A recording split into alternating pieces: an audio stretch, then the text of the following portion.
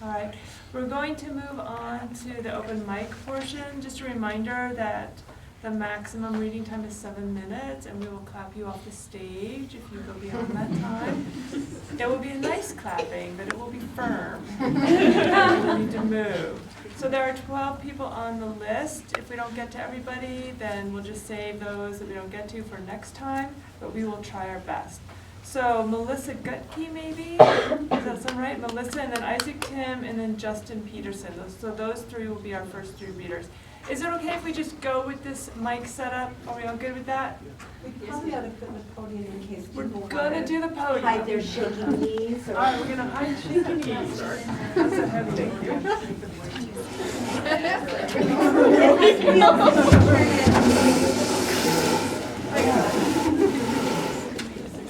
All right, so And then you can put it in there. here's where you come to hide your shaky knees.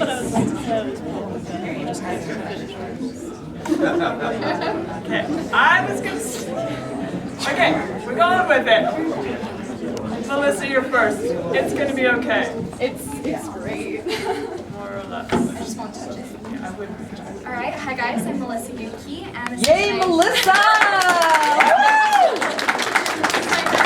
I don't think I have to worry about going 7 minutes because I think mine will be less than a minute. Pretty sure it's not slam either, so it's titled "This Is Not Me." I look in the mirror without seeing myself. This is not me. The girl people see but don't notice. The one who will never be good enough. The girl who has no one in the world. The one who is lost. But how can I be lost if I was never found to begin with? I am a newborn baby, helpless, unsure about the world, still waiting to prove my worth. Whispers follow me wherever I go, like a silver dagger penetrating my heart. Why can't they see me for what I truly am? This is not me.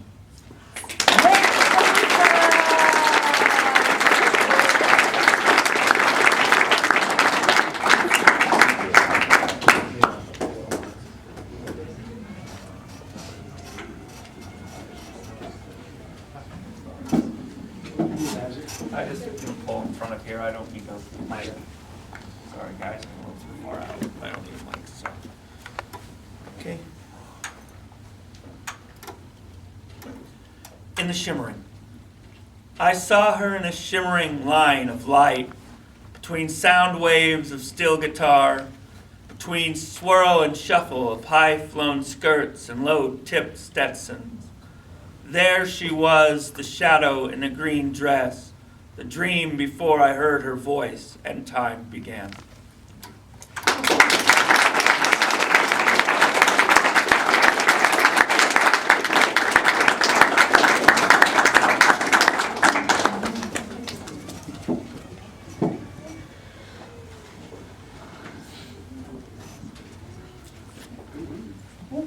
Hi. This is awesome. I usually, because of schedule conflicts, don't get to come out here. It's been a while, and I don't get intimidated usually by audiences. And I really am. Like, you guys were all like crazy awesome, and I've had class and had a chance to workshop with half of you, and my mentors, Star and Shannon, and of course my very beautiful arch nemesis, Sarah Timmerman. It's intimidating. Anyway, I'll take a second. This is entitled the BEPA. The Environmental Protection Agency poisoned a river. I've tried to figure out how to rework and rhyme that to make it have more effect, but I really can't, so I'm just going to say it again. The Environmental Protection Agency poisoned a river. I figure the novelty of that fact will fade later than quicker. I picture transgender figures who've been recruited to the Marines, staring at a meme like, I don't know whether to like this or scream. It seems a war has been waged, some sort of hidden agenda, where courage is only used for soldiers or Kate Jenner. But wait, sir or ma'am, please help me understand what you call an unwed father who takes care of his daughter. A drowning victim getting back in the water. An overweight person who commits to getting out and staying fit, or a woman who sits in court staring in the eyes of her rapist. Or say it's someone told you can't, but they still follow their dreams. I don't know about you, but that all sounds like courage to me. America's asleep, land of the Rohypnol, where you can get killed for not using your signal. I'm waiting for the day that hate race will fade away, but it seems we got a fetish. 50 Shades of Freddie Gray. They say, take caution of immigrants on land, meanings of flags, smokers of plants, science be damned, but who do you trust? And how do you figure?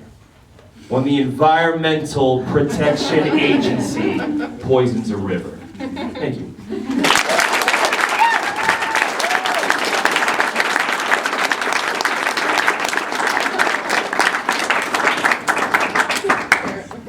That's fantastic. Okay, so the next three are, let's see, Eddie DeLeon. Is Eddie here? Okay, wait 1 second, Eddie, then Morgan Beatty. Morgan, and then Mary Ellen Greenwood. It's not her. Okay, good.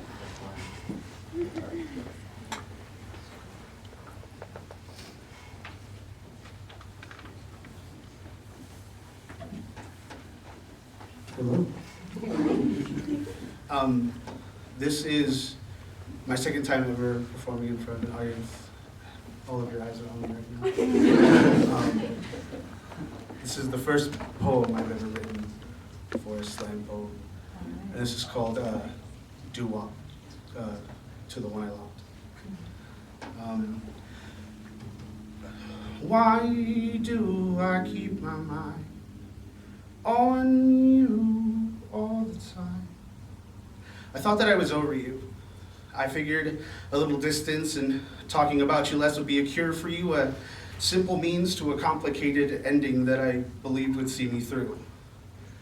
It was just my imagination running away with me. If anything, I thought of you harder, and I begged my mind to see you longer. Just the simple thought of holding your hand. I wanna hold you. A feeling like no other. And see, you weren't just an off chance or some coincidence or a happenstance, some sort of serendipitous event made to last. My girl, talking about my girl. You were fate. A place made in time and space, displayed by forces unexplained to give me pulled toward the face that occupies my mental space. And now I constantly struggle to see you through the cracks of this faulty wall I made. So here I lay, a victim to old world songs of love, of how life without you ain't enough, or how I need you like flight needs the dove. So take this as me telling all the stars above, this is dedicated to the one I love.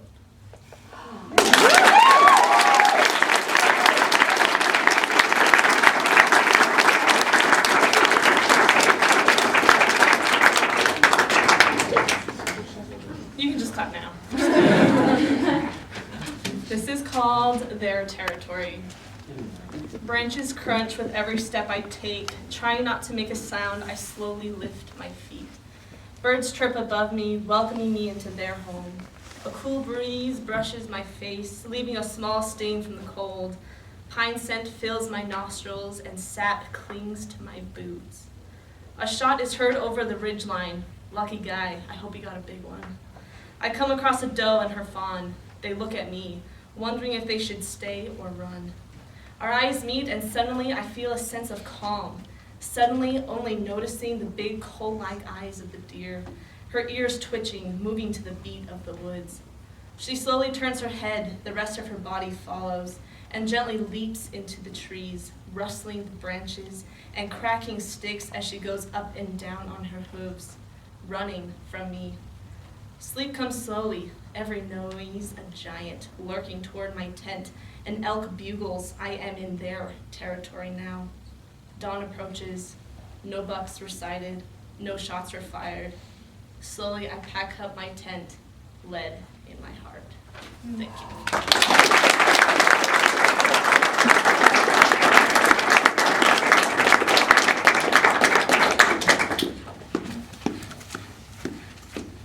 I am so proud to be part of a department that has this kind of talent. Yeah. So amazing. So I have to read my poems because I'm old. But I'm working on a series of poems about my grandparents who were part of the greatest generation. Family history seems boring at times, but when you put it in poetic form, it's kind of cool.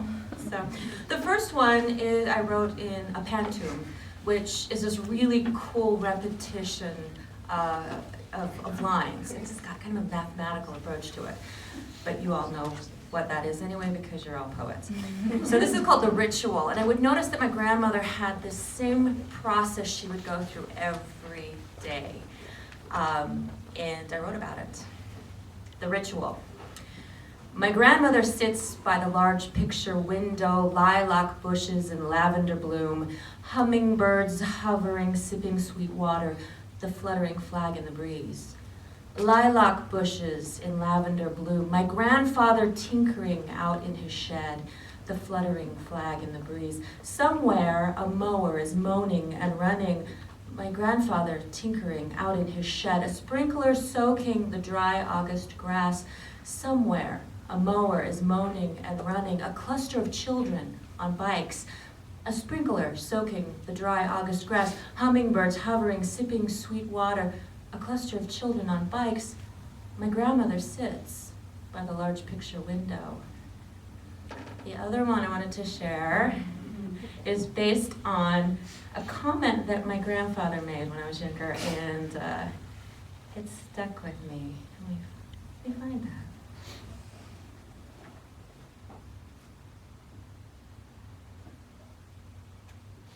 Okay. This is called Compliment. She works like a man, my grandfather says. My sister is shoveling mulch, sculpted arms straining, lean back lifting, firm legs flexing, unloading the back of the rusted out Dodge down onto her garden below. And the man who sailed out with the merchant marines while hating the Nazis, he knows what a man is, or at least what he was before media softened that edge. And he smiles in a way that's reserved for the men who sweat in his steel plant and grew their own food when depression was spelled with a capital D. My sister is honorary male in his mind, productive, persistent. She works like a man, which smacks of machismo and gender division and old school sexism, but standing there, feminist, outraged and pensive, I envy those words, that look, that admiration, never directed at me. Thank you.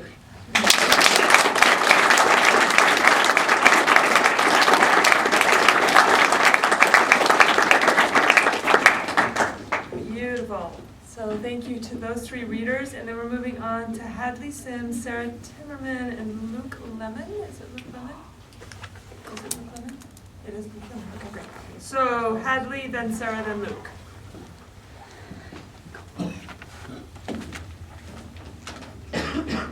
Thanks for the podium, Star. You're welcome. Feel much safer back here. I'd like to read two pieces. They're both pretty short.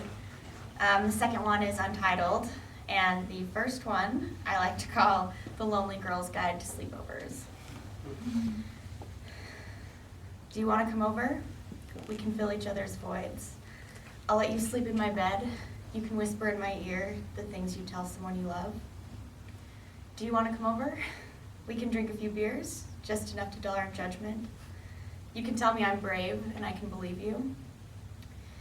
We can pretend for a few hours. You don't have to hold my hand tomorrow. I'll flatter your ego. You can take away my loneliness. I won't tell her. Do you want to come over? And my second one is even shorter. I curse the endless rain day after day. Today the sun came out, and on my walk home I passed a particular flower bush and inhaled its fragrance, and it was potent and beautiful. And I knew that the rain had given it the ability to produce such a scent, and it was potent and beautiful. Thank you.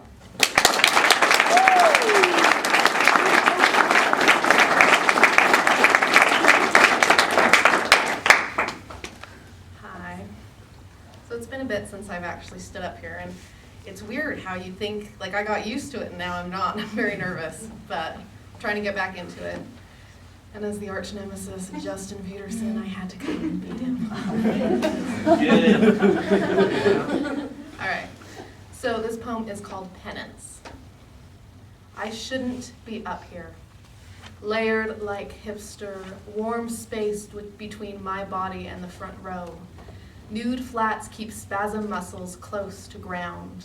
Inside of my thighs, voice dips, goes staccato, imitates that one time I already did this.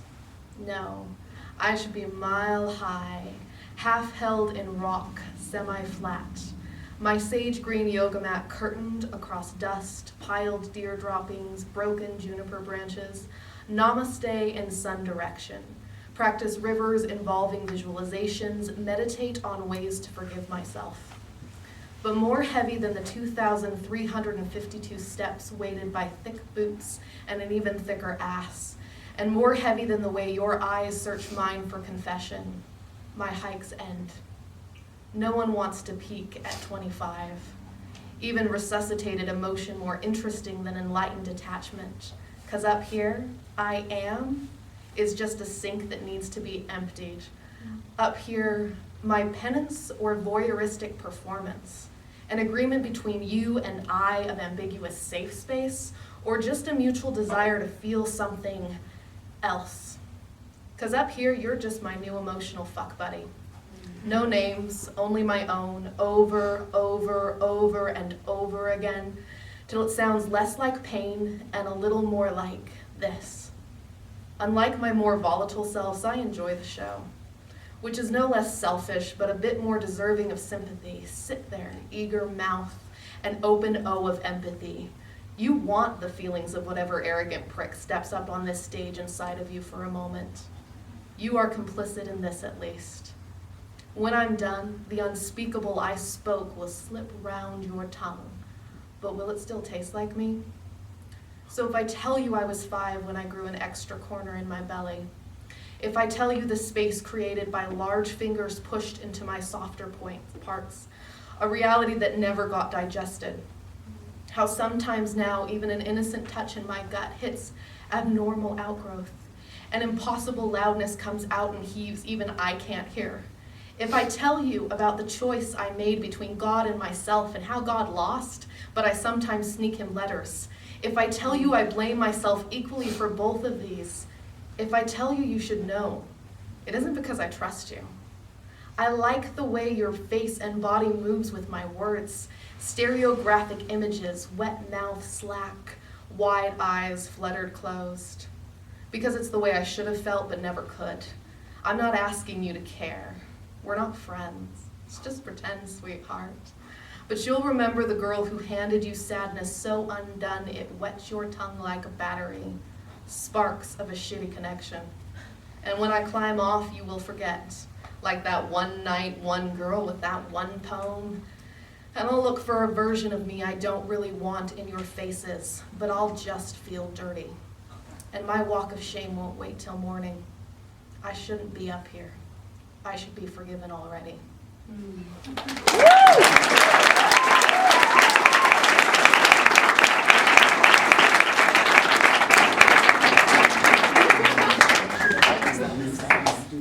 So this is a short story that I wrote a while back when I was reading a lot of transcendentalist material, and so I wrote this to make fun of them. It's called An Extensive, Superfluous, Humorous, and Completely Unfounded Tale About How I Lost a Penny.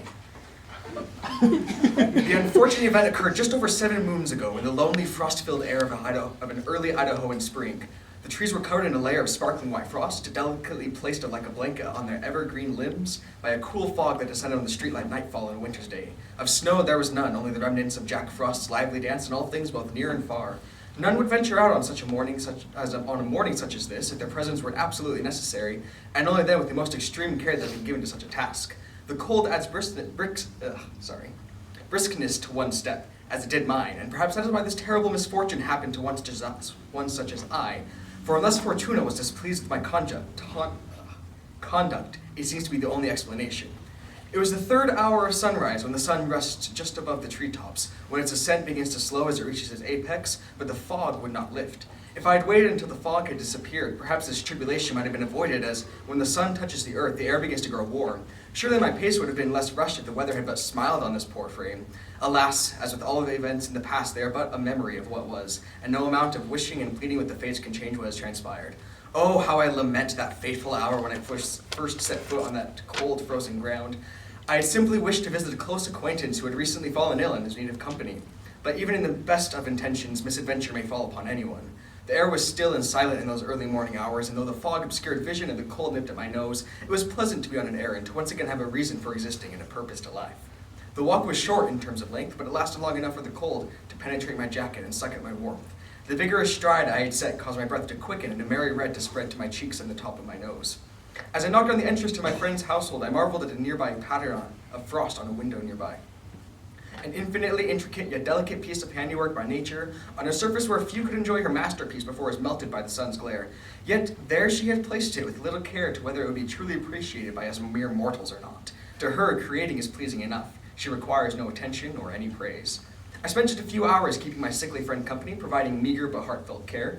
When I departed, the air had not become warmer. I even fancied the air had become cooler from this morning, that the fog had indeed grown denser and more prevalent than before. To that end, the sun's light seemed to be fading faster than it can grow, and I imagined it was due time for a snowfall. And so I had caused to place my hands inside my pockets, as to preserve what little warmth I had. To my surprise and dismay, there was a hole in the bottom of the left, large enough for that matter, so that I could fit my entire hand through it. Just then, I remembered that I had placed a penny in that same pocket in which the hole was discovered, just that morning as I was exiting my house. The small coin could have fallen out anywhere during my trek to my friend's abode. The coin in question possessed a dull copper color, with little sheen left in its appearance, so much so that it no longer reflected light as a proper coin should. This terrible happenstance only compounded my anxiety and worry, as the nature of the coin would cause it to blend in with the brown ground. The coin would have most likely fallen out sooner in my walk than later, and from that logic, I made the fateful decision to begin my investigation at my dwelling. I rushed along the sidewalk, dashing like a madman, for I knew that my time for searching was limited to only a few more hours before the sun would set. If I could not find it by nightfall, it was unlikely I would ever find that precious penny, and it would be lost forever. The quest for that unimportant, nearly worthless, and small coin seemed daunting and hopeless, especially with such a small time frame. And as the seconds dragged themselves along, as the minutes turned to hours, and all my effort and all my determination yielded no fruit, save a lonely, dirty club and a chill that would not leave me for hours. The sun had fallen to the position just above the horizon, transforming the sky into a painting filled with hues of every color, from the dark blue of a stormy sea to the soft purple of a field of lavender, to the pleasant orange glow that can only be found when the sun touches the edge of the sky, with half of the horizon taking on the dark of night, and half clinging onto the quickly fading light. I was forced to abandon my search and retire to my home, the only result a frozen nose and a stiffness to my bones that could only come from the painfully slow walk and stooped posture required to properly conduct my search. As I began walking down the pavement that led to my house, the heavens bestowed a gift to mankind, but a curse to me, a light snow that would soon increase in its fury until it raged as a blizzard. The snowflakes fell gently upon my jacket and my hair, and I paused to glimpse the last dying rays of the day. With the black of night overtaking the horizon, I slowly entered my dark abode with the walk of one who had lost something dear, and sat down heavily on a large chair near my fireplace, where the ashes of the fire created to heat the morning lay, still warm. I could feel the disappointment from failure begin to take a terrible hold on my mind, for that sole penny mislaid on the pavement of the soon-to-be snow-covered road was lost to me forever. It was no sooner than I gave interest to these thoughts that a shrill ring came from my kitchen. My telephone was ringing, saving me from the endless despair that would have undoubtedly taken my mind had I remained in that chair for just a few moments longer. I slowly stood up from that soft chair near the fireplace to answer the ringing machine, though only common courtesy guided my action, for I had no desire to speak to anyone. I moved too slowly and did not reach the telephone by the end of the last ring, so the call moved to the answering machine. It happened to be that same friend I had visited that morning, calling to ask me a question.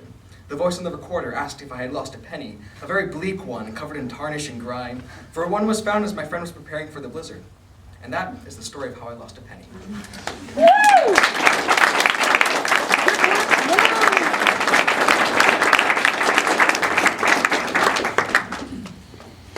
Okay, that brings us to our last three readers. Evan, is Evan here? Evan, how do you say your last name? Waechtler. Evan Waechtler, then Ronald Jensen is here, and then Dara Isom. Is it Dara? Yep. Dara, Isom. So we're going Evan, then Ronald, Ron, and then Dara.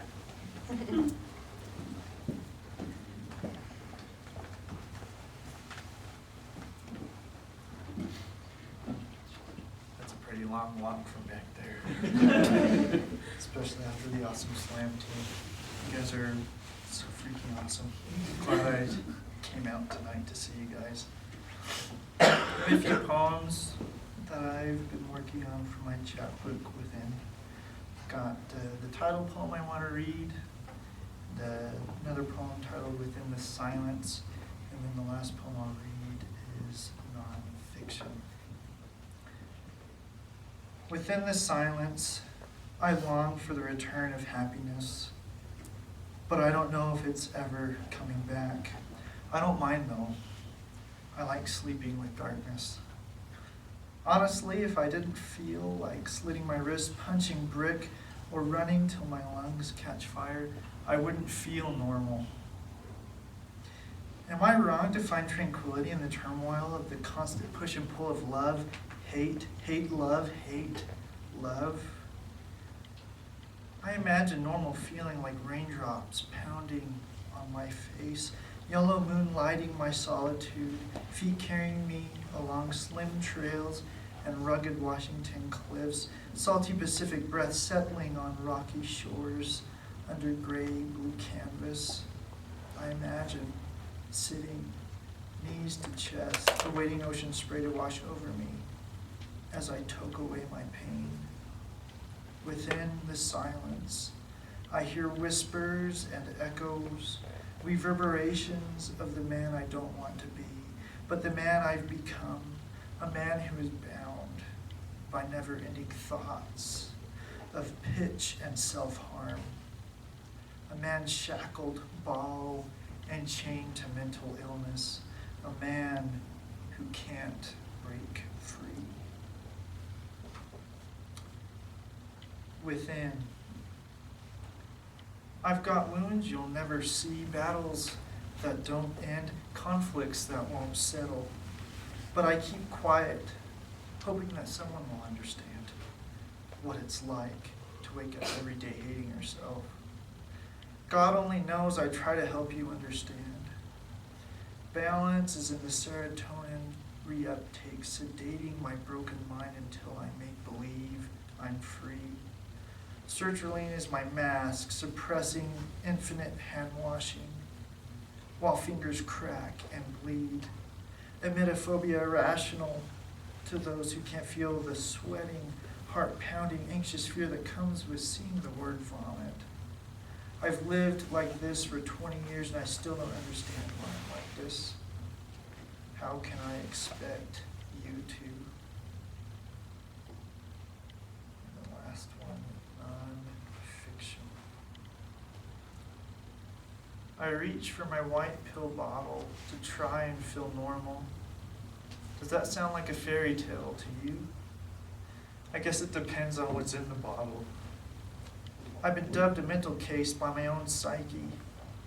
Why don't you kill yourself today? You don't mind the pain, right? Joy? Never heard of it. Grab your Beretta, pull the trigger, maybe slip a noose around your throat. Pain melts away in milliseconds. These are the thoughts the yellow pills quiet. These are the thoughts that destroyed make-believe.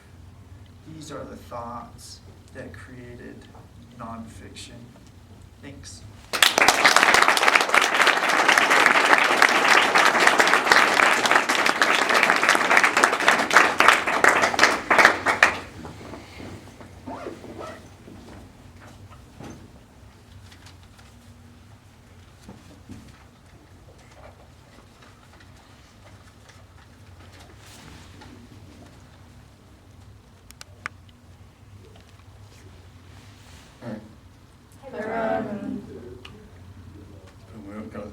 During decimal system, series generally works with mysteries and facts. One hands are the big P words, with peace out and eastward lacks. The two hands are religion, and with all D2. The hands on all days fairy tales, the manners you can do, the 400 on dictionaries, and the way that we talk, 500 on sciences, like animals and rocks, 500 on tame animals, 600 on tame animals, machines of all sorts, 700 on the arts, like drawing and sports, 800 on jokes and poems and plays, 900 on geography and history of past days. These are the biographies of people we adore. This is my Dewey poem. What would taught you more? And we wrote called Meaning of Easter. Easter comes every spring. The weather's warming out. The birds will start to sing. And what's it all about? There's bunnies and eggs and lots of candy. All of these are fine and dandy. And there's a better reason for this important season. So, Jesus, the origin from the tomb, the glorious first Easter morn. It's great news for anyone who has ever been born. For all be resurrected after this life of stew. Live forever, all because he died for me and you. Thank you.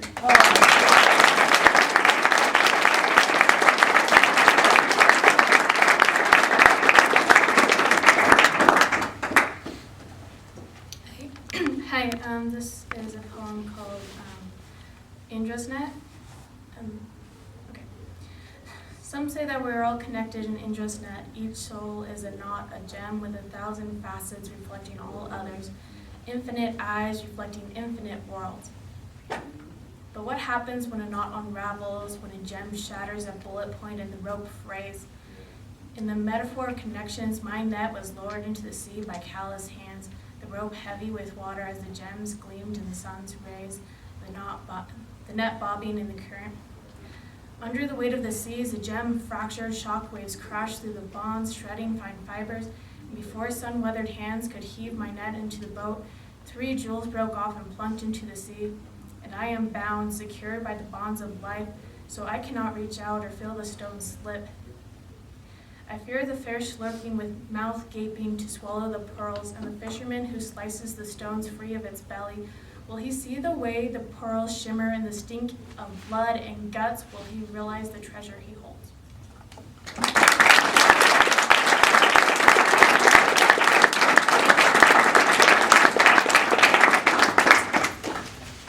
So that concludes our open mic reading as well as our bullpen slam team night of performance. I just want to give everybody a round of applause, all of you for being here, for those of you that read, and for the students who worked so hard to perform tonight. Such a gift.